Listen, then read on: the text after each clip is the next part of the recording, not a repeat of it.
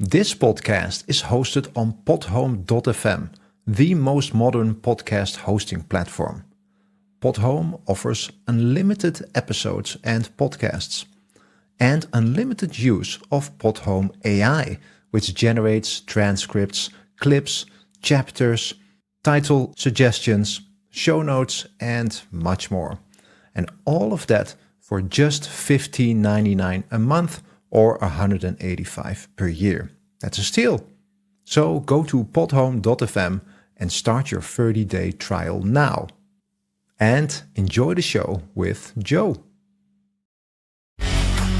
Transmitting live from the Asylum Studios, deep in the bowels of Southwest Texas, it's the Joe Rooz Show. The show where we talk about anything and everything.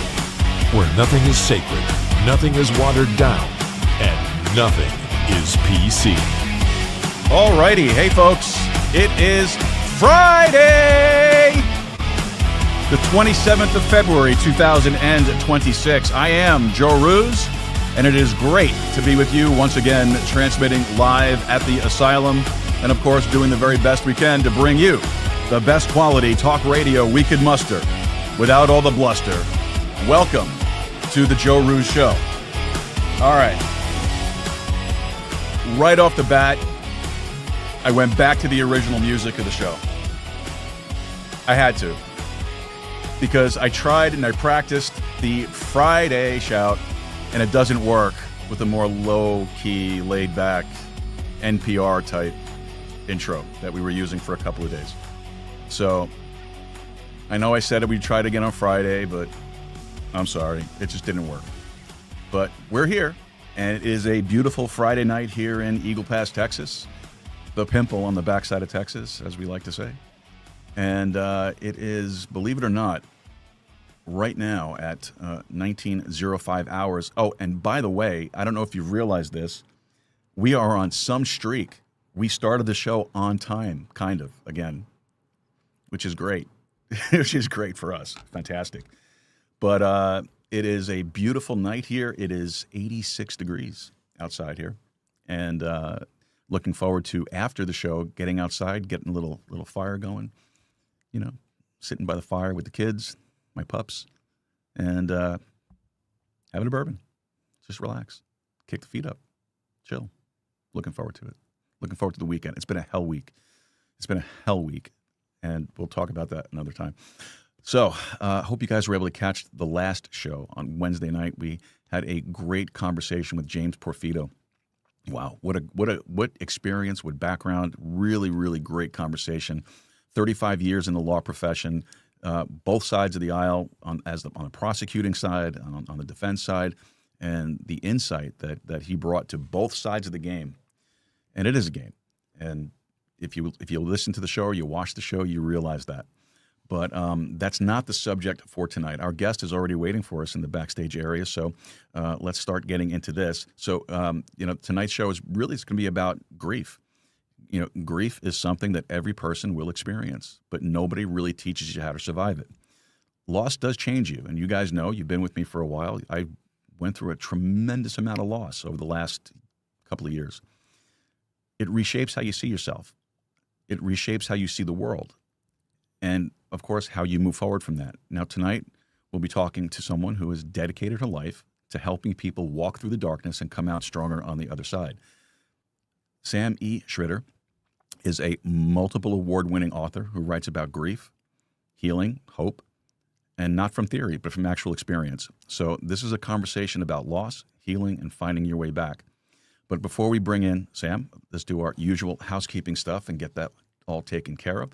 Folks, if you would, please head over to our website, joerooz.com. That's joerooz.com. And when you get over there, look for that contact section up in the upper right corner.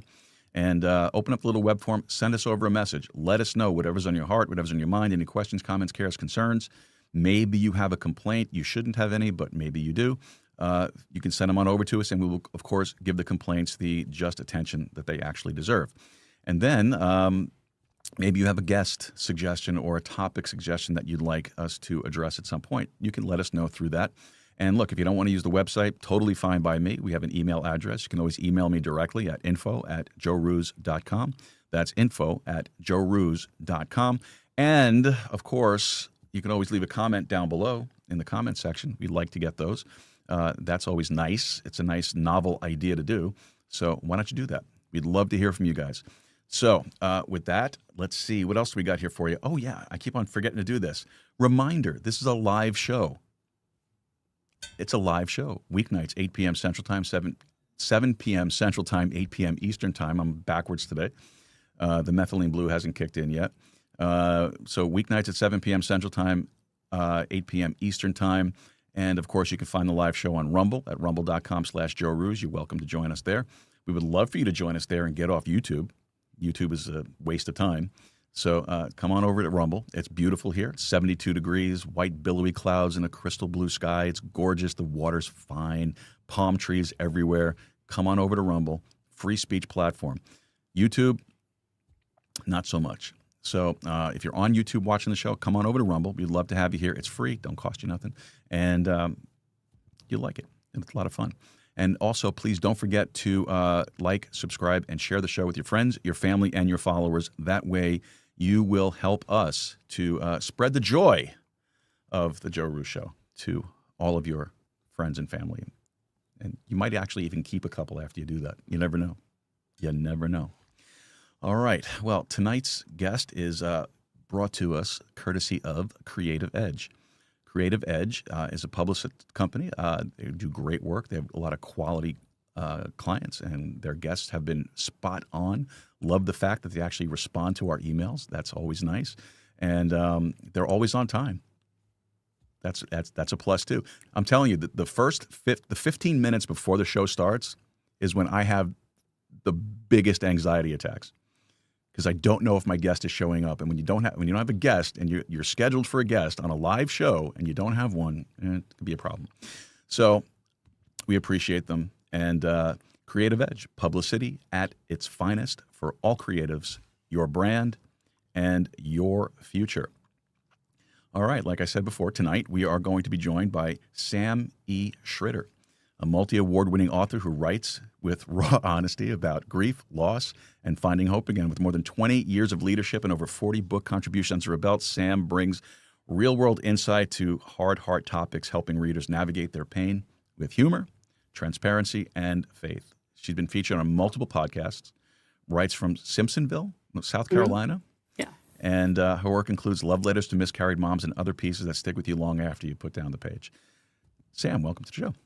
Yeah, thank you so much. This is going to be fun. I'm excited. Oh, it's going to be a joy. It's going to total joy. My I took my methylene blue before the show, and it has not yet kicked in, so I'm still a little wired from work. So I'll tell you about the methylene blue. Is a beautiful thing. It's a wonderful thing, absolutely wonderful. You got to try it. So wow. So before we get really into the serious stuff, I do have questions that I'd like to ask you before we get into the actual question, the serious stuff. That's fair. So what's something that you pretend to understand but really don't? I don't want to get political on this show, but politics, when people are like, oh, blah, blah, blah, blah, blah happened. I'm like, yeah, that sounds great.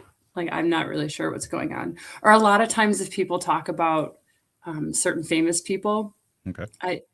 I know people by their faces, but not their names necessarily. And so I have no idea what's going on. And I just fake it a little bit. Fake it till you make it. Yeah. I totally get that. But listen, you could talk politics on this show. We love talking politics. It's always fun. It's fun. It's a lot of fun. So, okay, then what's one thing that people would be surprised to learn about you after meeting you in the first 5 minutes? I'm a little more OCD than I come across. I come across very free flowing and just kind of whatever. And I used to think that was me. But as I was telling you before the show, I can't write unless my hair is off my neck, which is a really funny, quirky thing about me that I didn't even realize until a couple of years ago.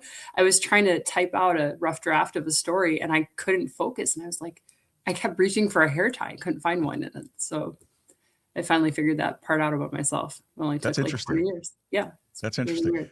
I have a little tick myself, and it What drives is me it? and it drives me crazy. For some strange reason, I chew the inside of my mouth.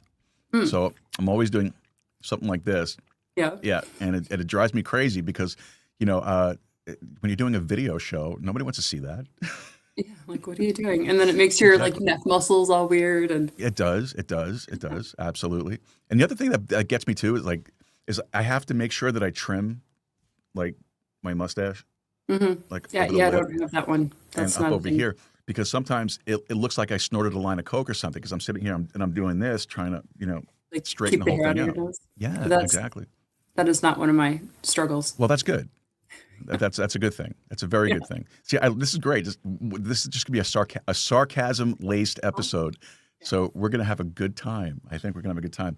Off the beaten subject, of course. We'll have a good time. Of course. Because the subject we're going to talk about tonight is a pretty serious subject. It's It talking is. about grief and healing and such. And as my audience knows the story all too well, I'm not going to get into all the details of it. But fairly recently, I lost just about every important thing in my life.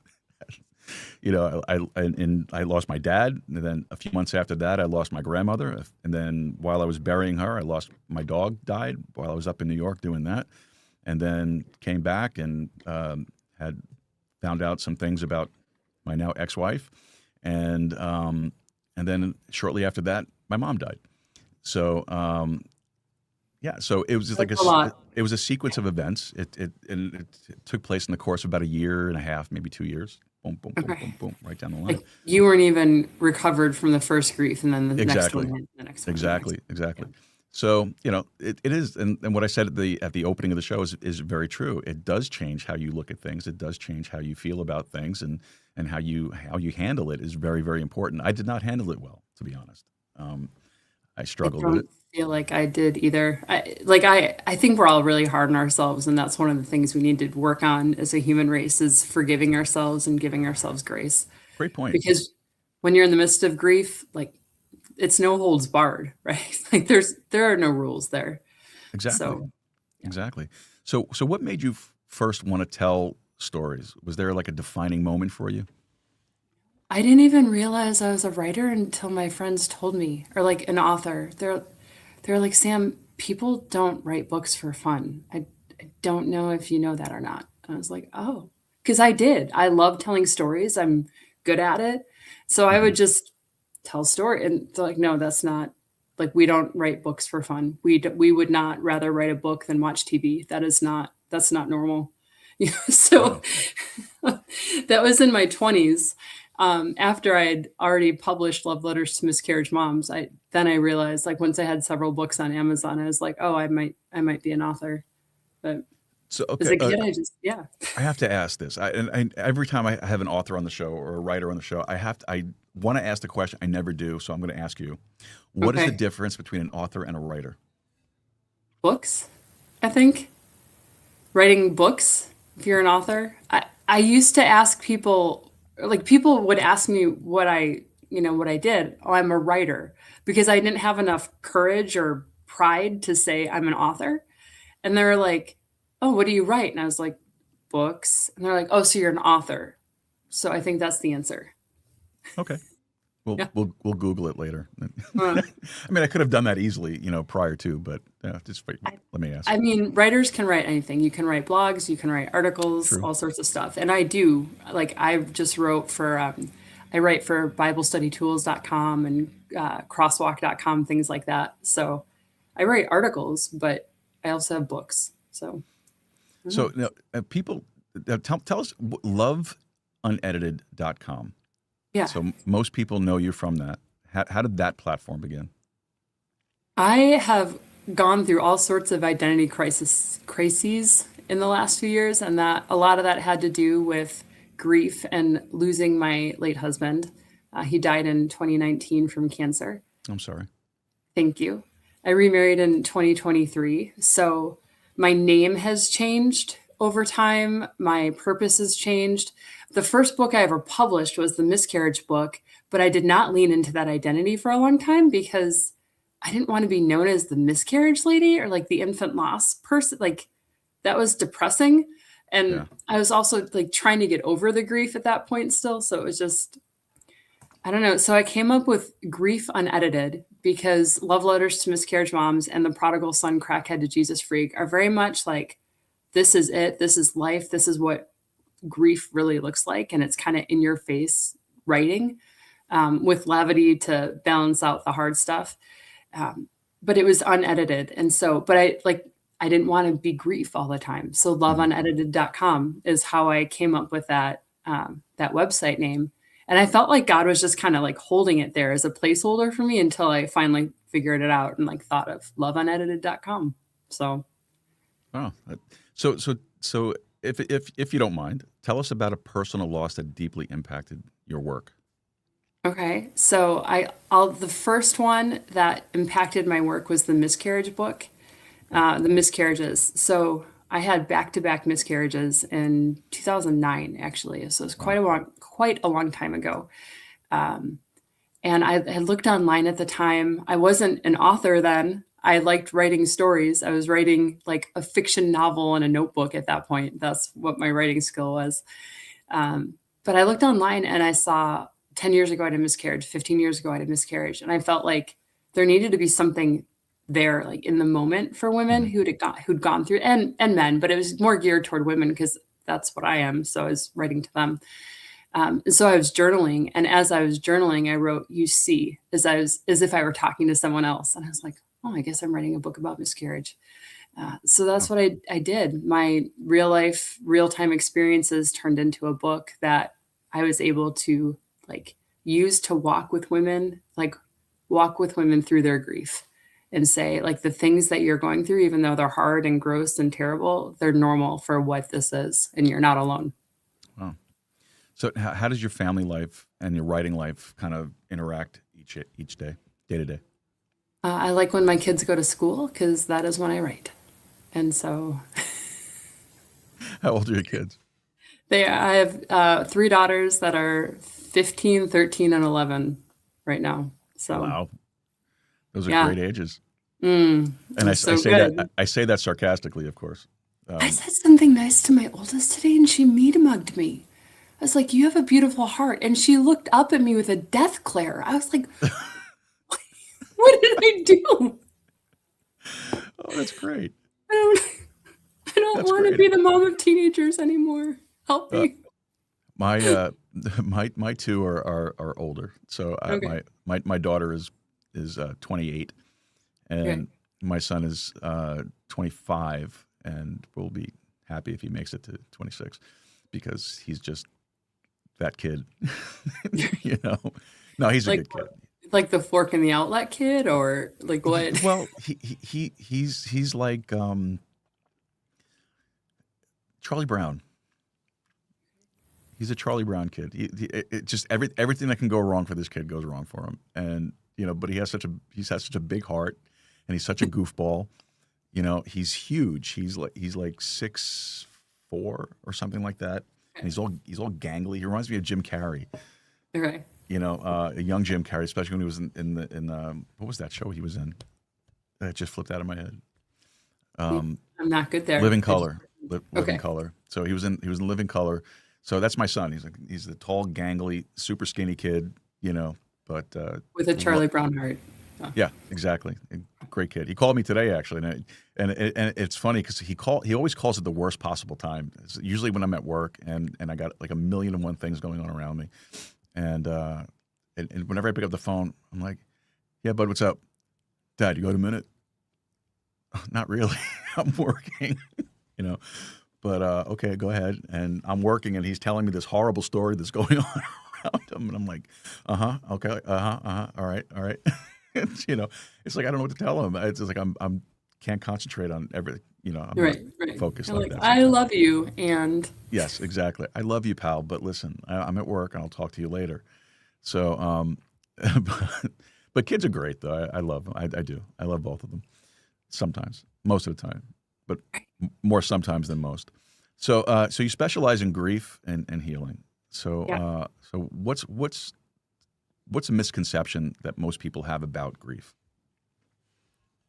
I don't know if there's a misconception about I don't know if I would call it a misconception. I think there's just a misunderstanding like people don't understand the grief, whatever that specific grief is. A lot of people judged me for choices I made and things I said during that time because they just didn't understand I know what you mean. that. Like I don't know if I can think of a specific example of like things I was judged for, but it was like no, there was one where like I had started a new job and I had my 4-year-old in the car seat and I had to pay like it was like 2 months into being a widow. I had 2 girls going to a brand new school and I had to pay their lunch fees and I did not have time to wait for like the parent line through the parking lot, all like because I was running late for my brand new job. So I Right. had all these things going on that no one on the street like saw or understood, right? And I pulled up into a fire lane. I'm gonna be 2 minutes. My kid's in the car. So I ran in, paid the lunch fee, came out, and this old man was like, "You can't park there," blah, blah," and he like yelled at me, and I was like, "Sir, he like they don't get it." And I would have felt bad if there was an emergency and I was in the way, but it's like you can't see the cards that someone is holding when they're experiencing grief. Right. You know, like this thing happened to them, but there's all these different pieces and we can see the cards in our hand, but no one else can. So I think that it's like just giving people grace and understanding that they are living and loving to the best of their broken ability at that time is like a huge thing that people need to like get. Yeah, I agree with you. Yeah, I agree with you. Yeah. Oh, we have echo. Oh, You heard? Do you hear the echo? I do not. I do. Is it your voice or mine? Mine. Okay. So let me see. You do not sound echoey to me. You sound great. Okay, let's see then. Did that work? Nope. I don't know. Did it work? Nope. You still echo? Still echoing. That's weird. Okay, I'm going to do something I didn't want to do, so I'm going to have to try this. Which probably set... No, still got the echo. Okay. Okay, maybe it went away. I had to put the echo cancellation on, which changes the volume levels now, so it's going to go from like a normal volume to like... So, sorry, folks. You're good. Yeah. This is a live show. This is what we deal with, you know, and especially when you're one person handling everything. It's, you know, you got to do this stuff. I was on another live the other day and my camera started buffering, my internet started buffering, which is crazy because we have amazing internet. So I like muted myself and ran out of the room and I was like, "Everyone stop streaming." Get off my internet. That's hysterical. Yeah, I haven't had that problem in a while. I did at one point where my internet was really like shaky and I was like panicking every time I started the show because it was like, is it going to be like all like pixelated and going to look all warped and deformed, or is it going to be good? But so far so good. So far so good. We had some upgrades. But just to get back to what you said about, you know, I think everybody handles grief differently, and it's you know, what might work for you as processing the loss or processing through that period of grief might not work for somebody else. And I think a lot of people, one of the misconceptions is that there is one cookie cutter solution for everybody that's dealing with loss or grief, or they're trying to heal from something, when that's not the case. Everybody's different. So I came across that. Right? Like, do you feel like there's a timestamp on it for a lot of people? Like, Yes. you should be over that by now. Yes. Why are you still struggling with that? And that irritated me to no end. Every time somebody would say that, "You're still dealing with this. You're still, why don't just you need to get out. You need to do more." It's like, I mean, come on, you know, no, it doesn't work Do for me. this my way. Thank you very much. Exactly. If I want to sit and I want to lock myself in a dark room and just bawl my eyes out, I will. Leave me alone. Let me go. You know. But Right. Probably one of the greatest assets, if I could put it that way, that I had in processing everything is I had my babies. I had my dogs, my two Frenchies, and I love them. They literally are my kids. you know, Nice. I have a and husky who's an idiot. no, but seriously though, if you look at my two dogs and then look at my kids, they are like twins. Like my girl dog, my girl Bean, she's very proper and very serious, and she got it all together like my daughter does. You know, my daughter, she has three kids. She's married. She put herself through school. She graduated her MBA a couple of years ago while she was pregnant with baby number two, and and did all that stuff on her own. Right. And then I got my son, who is we worry about sticking forks in electrical sockets. Same thing with my dogs. It's my girl is the prim, proper, perfect. Everything is perfect with her. And then I got my boy, Charlie, who is, he's the goofball.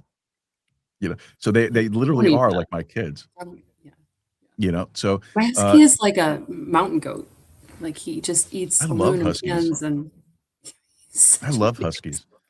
And I find he's it really strange. smart too, but yeah. I Go find ahead. it What? strange that here in Texas, in Eagle Pass, I see people that have huskies. Like it's like 110 degrees at night here. How do you have a husky? They acclimate. They do, because the first winter he would not come inside because it was nice to be outside for him, and like this last winter he wanted to sit in front of the fireplace. We're like, all right, Okay. you would All not right. make it. You would All not. right. So I just figure with all the fur and all the they have two coats. Like they they have an do. undercoat too. Yikes. I don't know. Doesn't make sense to me, but that's what they are. So you have 20 years of leadership experience. I got to get back to the show. Yeah, I suppose we should. We should talk about grief and all the Yeah, good things. Mickey would be upset if we didn't.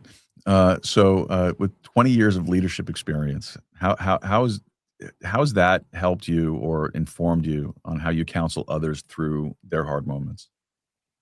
Most of my leadership experience was actually in the church. I was a youth director at multiple churches for a while and worked with teens. And my late husband was a pastor, as I told you before the show. So I was a pastor's wife. I was on leadership teams and worship teams and just had a lot of experience, not only leading people, but leading people through hard situations and living life with people going through hard situations. So just learning how to listen was honestly one of the greatest skills I learned, and learning how to like hear people's stories and look for the threads that kind of wove people together. Yeah. Everyone's story is different, every grief is different, but there are a lot of things that are similar in how we feel, right? So that helped me a lot. Yeah, I'd imagine it would.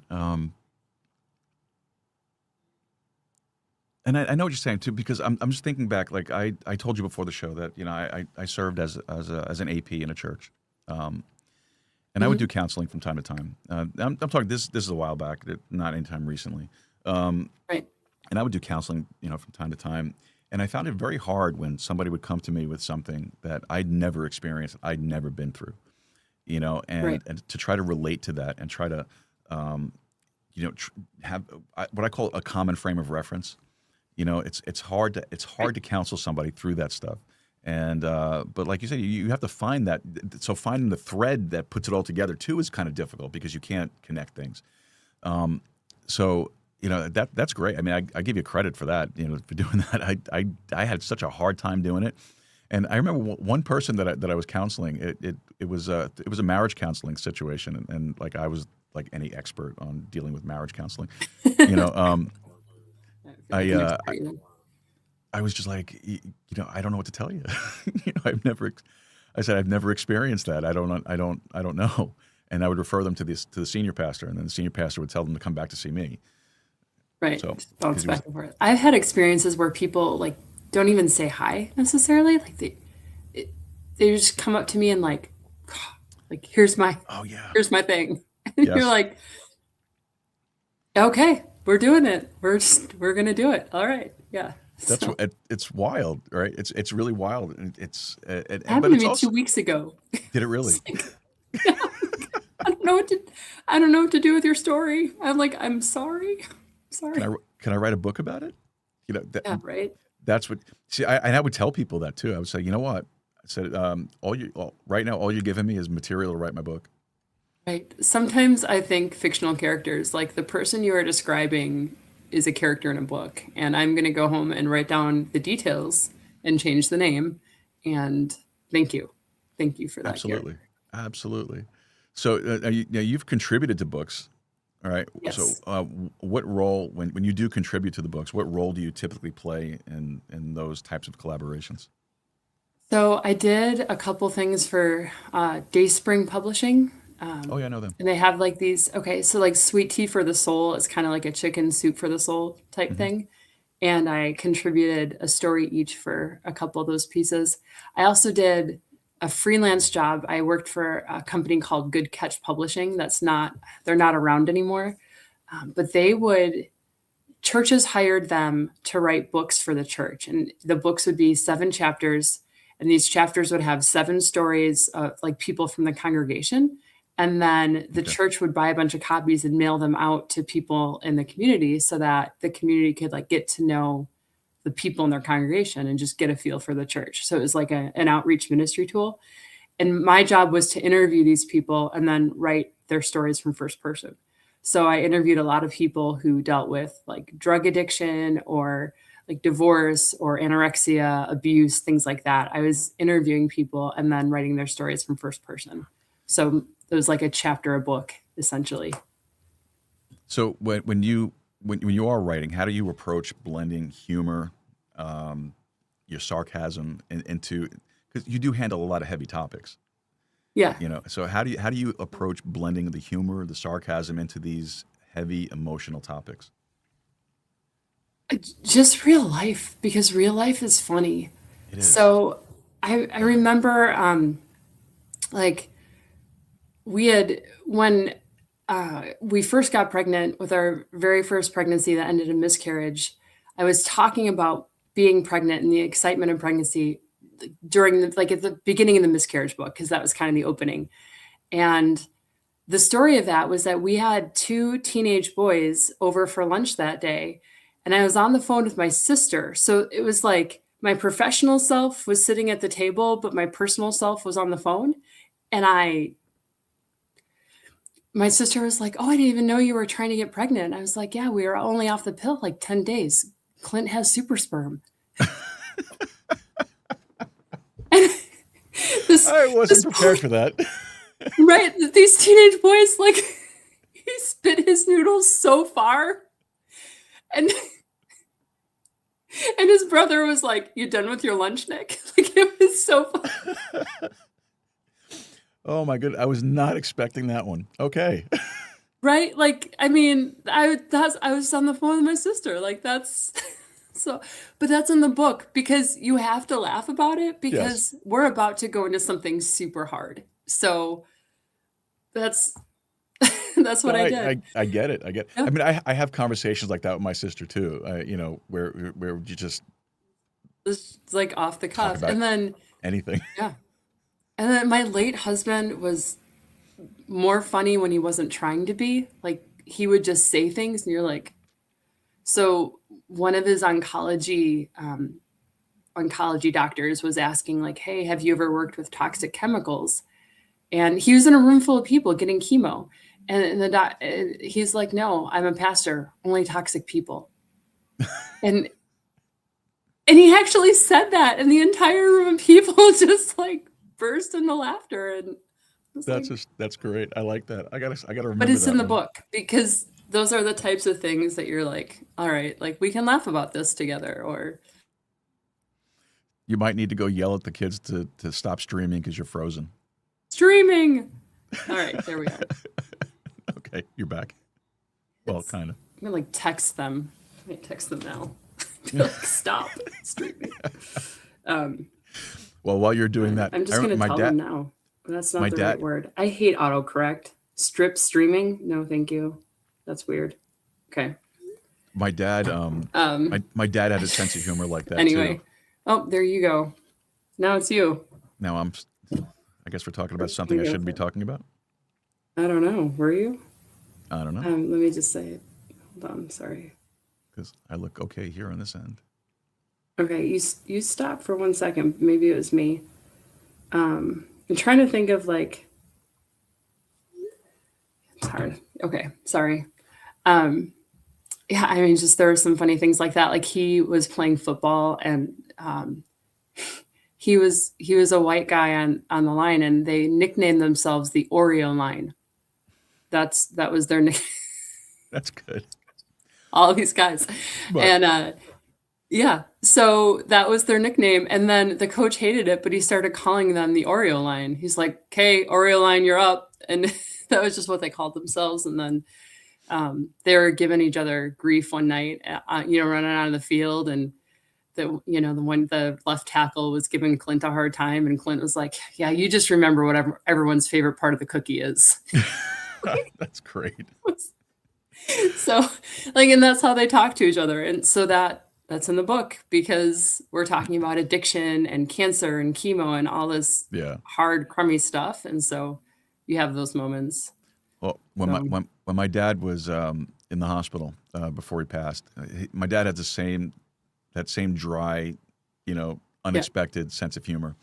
And one time the doctor came in, and he was looking my dad over, and my dad was just laying there, just let him do his thing, and so the doctor looked at him and he goes, my father's name was Dominic. He goes, "So Dominic, how do you feel?" He goes, "With my hands, how do you feel?"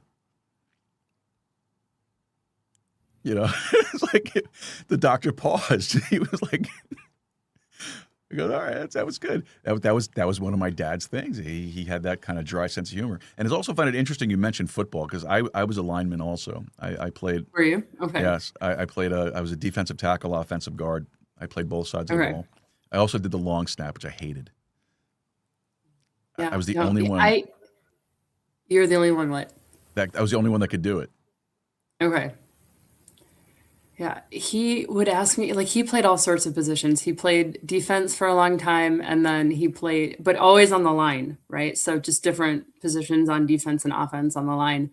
And I loved when he finally settled into center, and that was what he played. Because at every play, he's like, "Did you see me? Did you see me on that play?"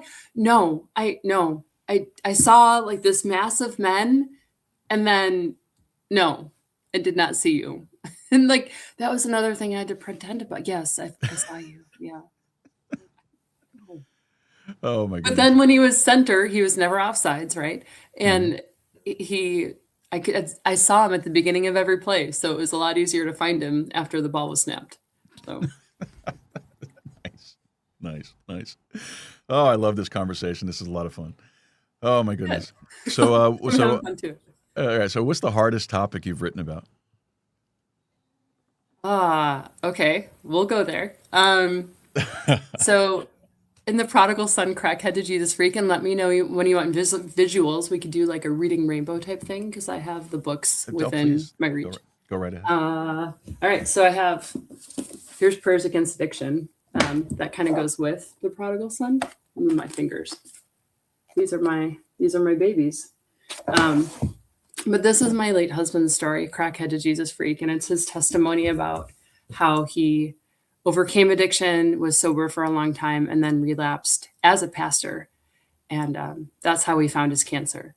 Wow. And in the midst of that whole circus and like that whole awful time, he said, "Sam, what are the chances that I would be married to an author whose best work comes from wounds?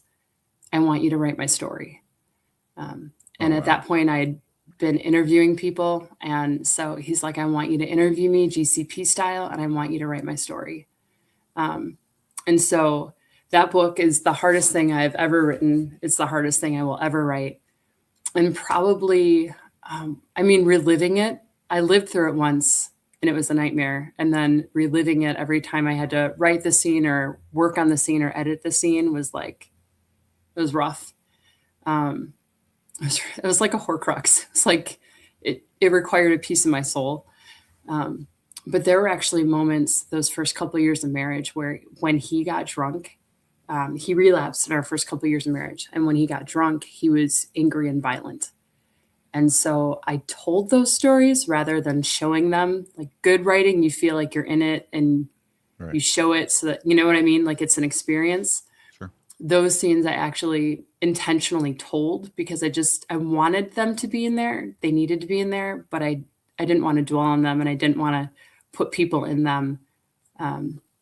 So they're told, but they're told well. And so going back to those moments where I actually had legit fear in my marriage and there's a lot of spiritual stuff that happened. That's something else that people judge me for now that it's coming out. They're like, why did you stay with him? Why did you stay? I was like, we were just married. I was a Christian.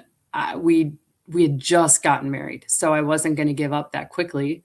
Right. And we bought a house together. And so our finances were connected, like and there's love, he wasn't drunk every single day. So there's a lot that like people don't see, when I was talking earlier about those cards that, people don't see what you're holding. Exactly. Right. And so, but he wanted the dark to be shown because he wanted people to see like, I'm a pastor and I struggle with loving myself. I struggle with knowing that God loves me. I struggle with this shame. I feel like a piece of garbage. I felt like a piece of garbage for a long time. And if God can use a screw up like me, then he can use he can use you too. He can use anybody. If God loves me, then he loves anybody.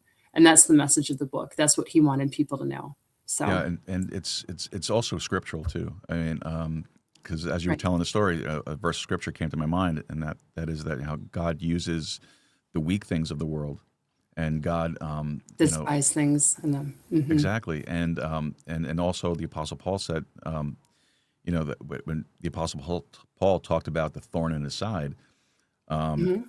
what did the Lord say? He goes, "For my strength is made perfect in weakness." God 3 wouldn't, times I asked the Lord, take this from me.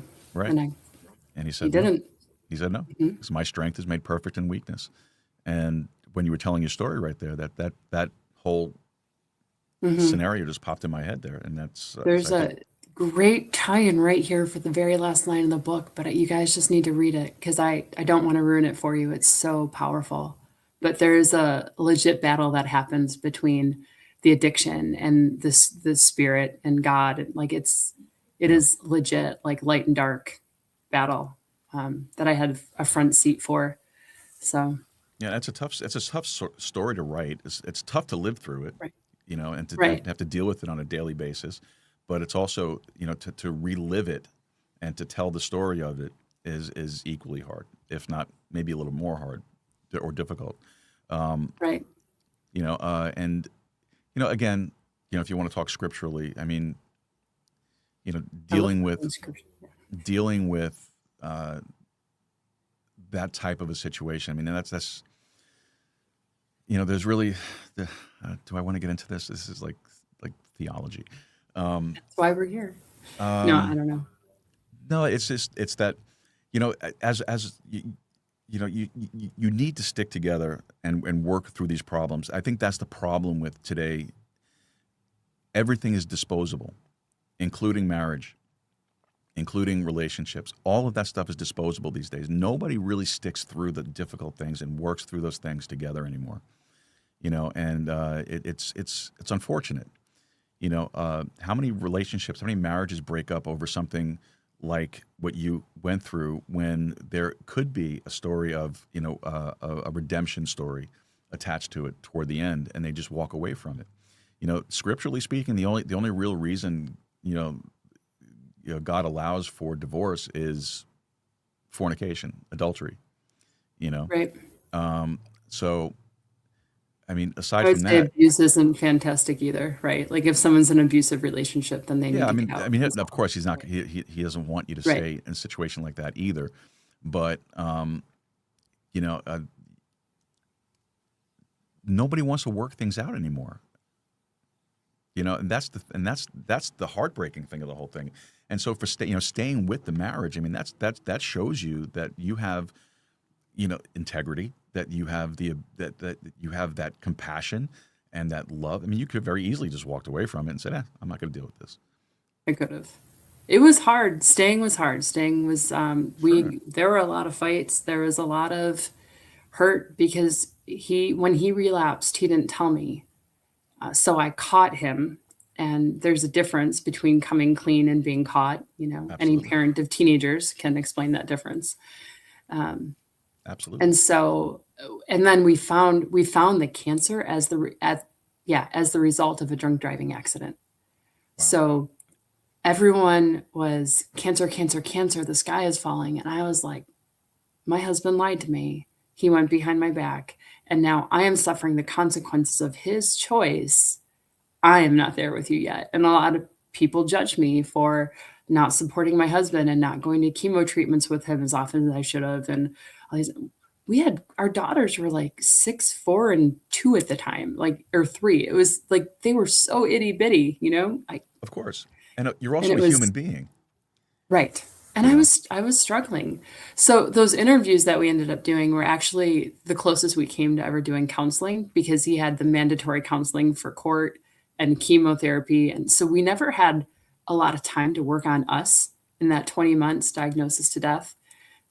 So the interview became time for us to sit down together in the evening and talk through some of that hard stuff and just have, it wasn't all about that kind of conversation. He talked about the drunk take, and then you can hear one of our daughters coming in saying, "Daddy, I've got to go potty." So it's like this. And then there's this other, I laugh every time I hear it, because we're talking about how sticky these ice cream sandwiches are, because we're eating these ice cream sandwiches as we're doing the interview. Yeah. They get all stuck to your funny, fingers. Exactly. You're licking them off.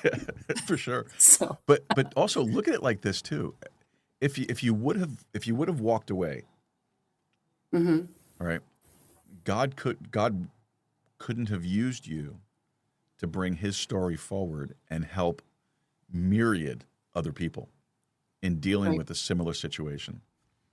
Right. And that ties into 2 Corinthians chapter 1, I think it is. That you are handling, I'm not quoting it exactly here, but you're handling, your experiences help you to counsel other people.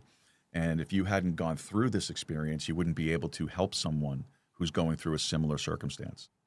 Are you talking about the suffering passage? Yes. We suffer and then we're able to help, help others who exactly. are suffering. Yeah. Exactly.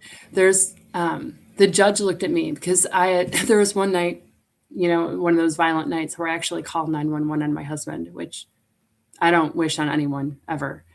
And I had to go to court, and I dropped the charges.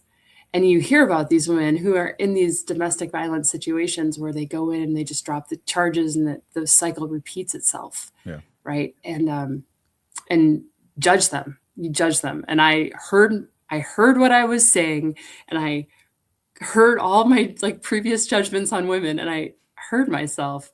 And the judge is like, "Well, I hope I don't see you back here again." Kind of I'm going to see you back here again. And in my heart, I felt like I could hear God saying, "This is not your story. Your story, this is not how it's going to end for you. And your story is not finished yet." Right. And so it was different, because after that, not right away, but he did sobered up, and he was sober for 9.5 years. And there's a lot of great life that we lived together during that time, ministry that we were able to do with one another. So it was good. I'm glad I stayed. I really am. Even though it was hard. Yeah. But praise the Lord for it. Right. What does the scripture say? Tribulation worketh patience.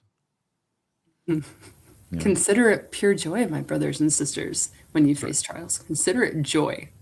Yeah, that's hard. That's a hard pill to swallow. I actually preached a message on that once. That's a hard pill to swallow. Yeah, it truly is. Another thing too is people. Never mind. We'll talk about that later. Okay. Yeah, no, because it kind of deviates, and I'm watching the clock here, so I don't want to take up too much time. Have we been on for 15 minutes? Oh wow. Yeah. That's okay. Time is flying. And we haven't even gotten into your book technically yet. we've alluded and we've skirted the issue of the books, but we haven't really gotten into them yet. I feel like we've only been talking for 15 minutes, though, Joe. That's crazy. That's good. That's good. That's a good host. All right. Yeah. There you go. That's a good guess. Well, if you're going to have What? a good, a good guest helps a good host, and a good host helps a good guest. So, Some credit. well, I just gave it to you. Thank you. That's good. Okay, there Yeah. you go. So you've written love letters to miscarried moms. I did. Miscarriage, moms. Miscarried was like the self-published. Don't ever buy that version. This is the new one. It's blue. Okay. This one. All right, Just so people know. Miscarriage. My notes need to be corrected. Okay. I just don't want people to go by like the self-published, because it was like Big difference. there was a review that said poorly written, and I was like, you're not wrong. You're not wrong. So gotcha. this is 10 years later and better craft, and it's good. Perfect. Gotcha. Miscarriage moms. Miscarriage moms. Yep. Okay. So And it has stories about stillbirth and infertility and things like that in there too. So okay, well, you answered my question. okay. So Yeah. actually, but elaborate on that a little bit. Tell us more about what the book is about. Who's it really written to? Who's it for? So the first version I wrote was self-published, and it was my heart on paper, my very very first book.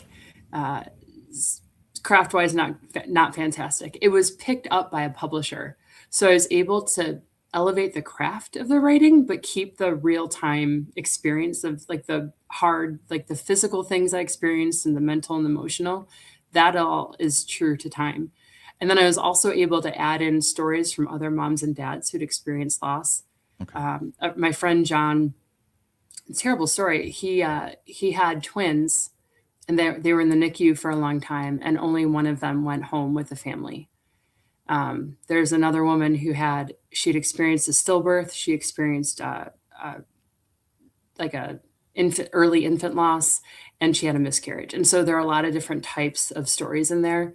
One woman I interviewed she struggled with infertility. She could never get pregnant. So she told me her infertility struggles, and she talked about adoption and what that process was like for her. And then she talked about her hysterectomy and how that was one of the best things she ever did, because she wasn't hoping she could still get pregnant every single month. So there are a lot of like parents of loss who share their stories, and I'm really proud of that. And there's also like reflection questions and journal space. It's a gorgeous book. It's a really good. I'm proud of that project a lot. So what's the core message that you want people to walk away from with from that the book? Yeah. That book, you are not alone. You're not alone in what you're dealing with. Now tell It us. was written in the midst of my grief so that they would not be alone in theirs. So, All right. Now tell us about your latest work. What are you working on now? I'm writing like a not love inspired, but I'm writing a love suspense, romantic suspense book because I needed a break from my real life. But The Prodigal Son just came out in January. Can I read you the back cover copy? Of course, Is that absolutely. okay? Yeah. All right. At 1:30 a.m. At 1:30 a.m., Samantha Evans received the call every spouse dreads. Miss Evans, there's been an accident. 6 hours later, Miss Evans, we found something on the CAT scan. Instead of preaching that Sunday, Pastor Clint Evans went to jail with a BAC of .24, a cancer diagnosis, and a felony charge of fleeing police. The Prodigal Son, Crackhead to Jesus Freak, chronicles a Christian's lifelong battle against demons, addictions, and unworthiness, and portrays God's backlash of grace toward a man whom others branded unredeemable. The story flings church doors open to the world's misfits and challenges pew squatter saints to stop measuring their godly perfection against the dirty, homeless, and addicted. From gutter to pulpit to ditch to grace to grave, Evans speaks volumes of God's furious love for his prodigals. Wow. I want to read it. No, I do. I'm serious. I want to read it. You have a PDF? Yeah, I do. Ask Mickey for it, honestly. Okay. No, I will. Yeah. As a thank you for having me as a host. You can have a PDF of it. Okay. Thank you so much. Appreciate that. Or, you know what I'm saying? As hosting me. Yeah. I understood what you meant. It's totally fine. I got you. Yeah. That's okay. No, No, but seriously, I because look it's forward to hearing. There's a delay. That's the problem. Okay. So like your mouth is moving, but I don't hear your voice for a second. So Oh, will it help if I No, talk? it will not. It will drive me crazy. No. Um, but no, I definitely want to read it because and what I'd like to do is, if you're okay with this, and we'll talk to Mickey about it, but I'd like to read it and then have you come back on again and then talk to me Oh, I about would love that. specifically about that book and what you wrote in it. Yeah, That would be awesome. 100%. Yeah, so we'll definitely do that. So, Okay. what's one question about grief that readers ask you that, how do I put this without sounding like a jerk, that you get tired of asking or answering rather? So a question Um, about grief from a reader that you get tired of answering. I I get tired of like ignorance, like It not a abounds. specific question, but like the comments people make. There are a lot of like in Love Letters to Miscarriage Moms, there's an entire chapter called Sucker Punch Comments, and it's bullet points. It's just lines of stupid things that people say to someone who's experienced infant loss. There's just like it's an entire chapter. Okay. Um, and so like, but there were people who asked me about my like dating life when I was single, or suggested to me that going out and being with a man for a little bit might help me. Hmm. Yeah, Uh, no, no, no. Uh, and I had some like suggestions, like, do you want me to come? No, I don't need your help. I'm good, thank you. yeah, So, without going into too much detail, there are just some I like get you. super inappropriate things Oh, absolutely. about One of the main things that I got from the guys was, you need to go out and just go get laid or yeah, I'm not yeah, and that's the thing is that's not the solution to the problem. no, that would make it worse. Yeah, I mean, exactly. I got that too. You're single. You need to go out. Yeah. How is that going to help me? How will that fix my problems? It will not.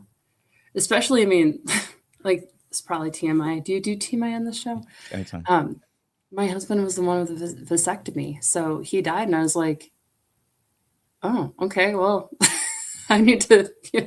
I was still fertile, Right. so gotta, Well, and not that I was going out, but I like, no, that's not going to solve any problems. Thank you.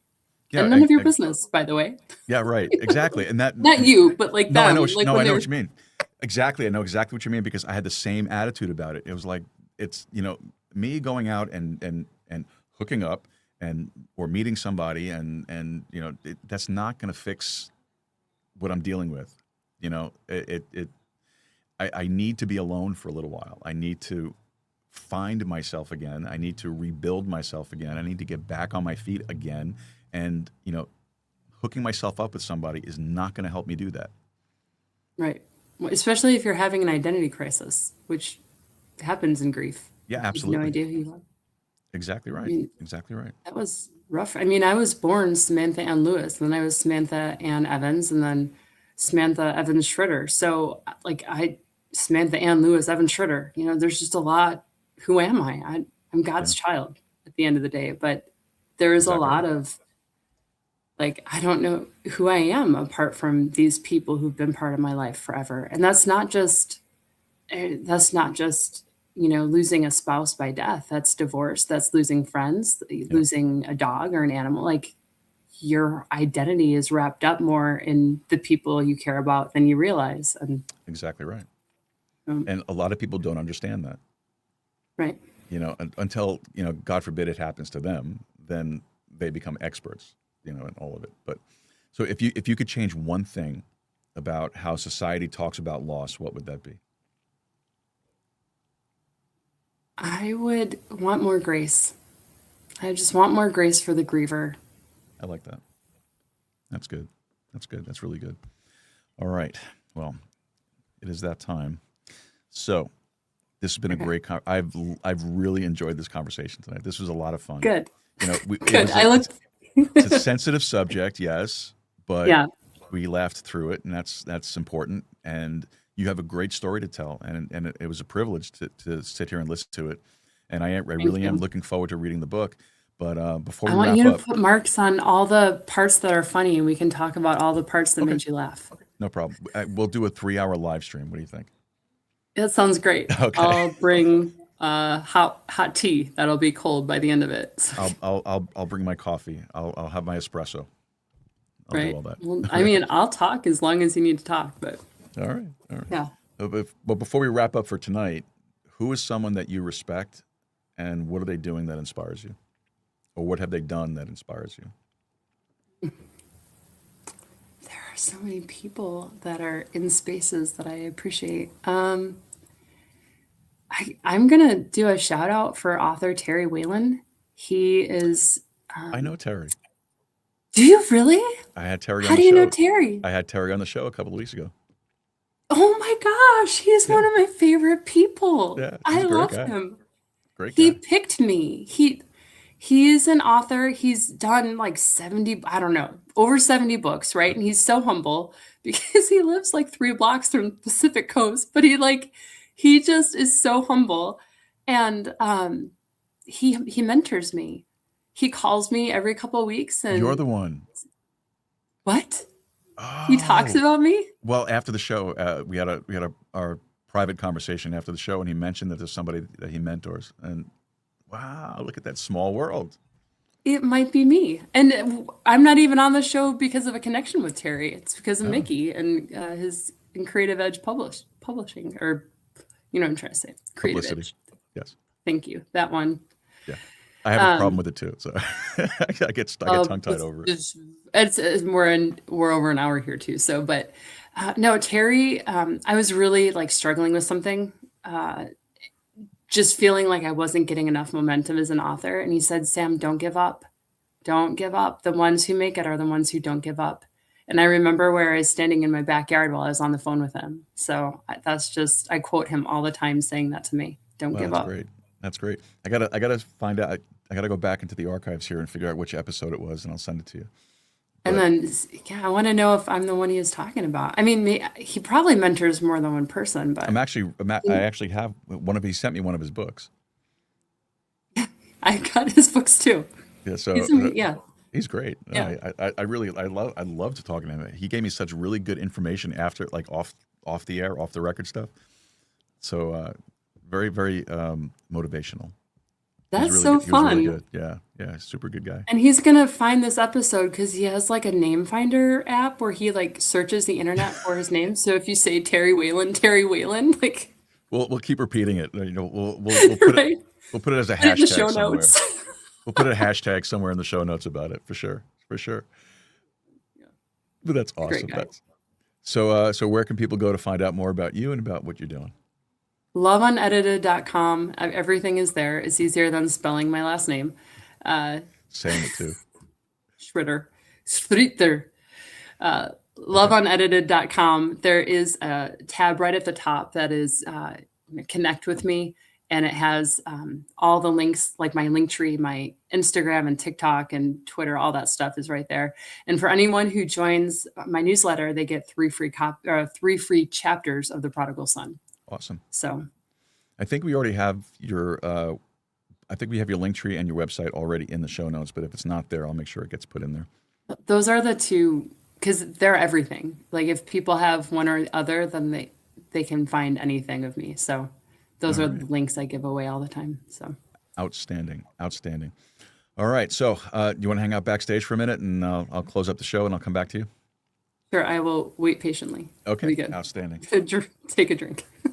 Go ahead. You do that. Diet Coke, everyone. Just Diet Coke. Espresso. A big one.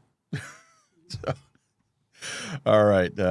Sam Tschritter, thank you so much. Really do appreciate you. Great story. Thank you so much, guys. Great stuff. Thanks for joining us tonight. We'll see you in a couple of minutes.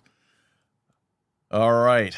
Well, folks, make sure you check out her stuff. I mean, what she told us here was, that's just on the surface of everything, and I'm really looking forward to reading the book. So, and then we'll have her back on, and we'll talk more about the details of the book. So, but a great story, a great testimony, great, just experience, and just an overall good personality there.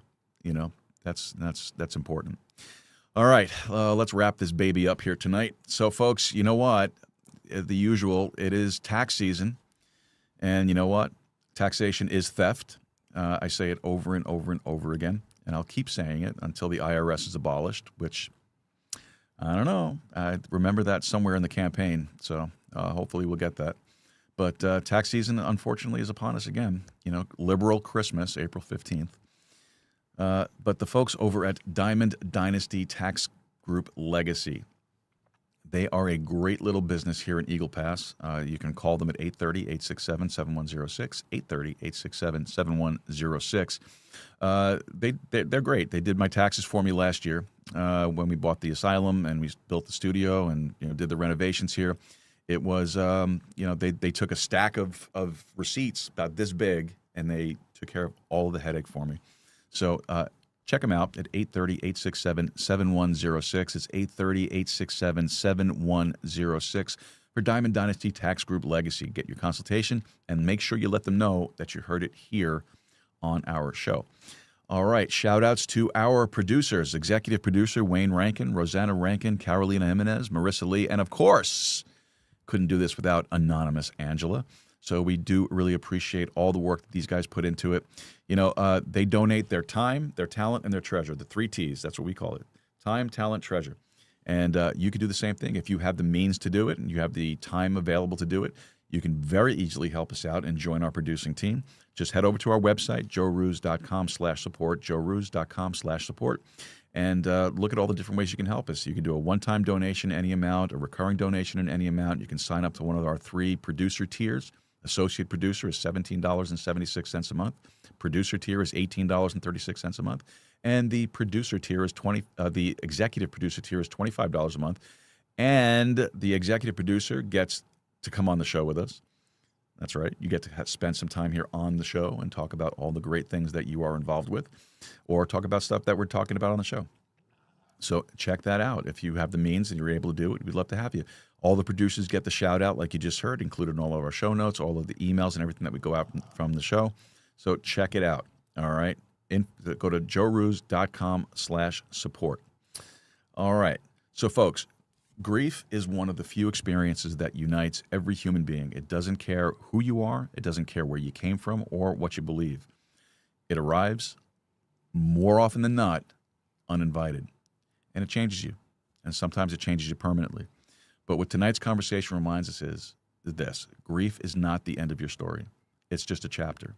It's part of what shapes your strength. It's part of what shapes your perspective and your purpose. Pain can break people, absolutely, but it can also build people. And sometimes the people who've walked through the deepest loss become the ones who help others find their way out, just like you heard tonight with Sam. So, folks, make sure you just keep that perspective in mind. Check out her stuff. And I think, if I am not mistaken, I think we're done. So, with all that in mind, folks, thanks for taking the time to be with us tonight. I hope you enjoyed the show. Thanks to Sam for being with us. And don't forget, folks, to check out the website, joerooz.com. Don't forget to also send us over any comments, questions, or cares. And listen, make Texas independent again. Go podcasting, keep a steady stride, and keep talking. We'll see you guys Sunday, Bible Study Sunday. See you then.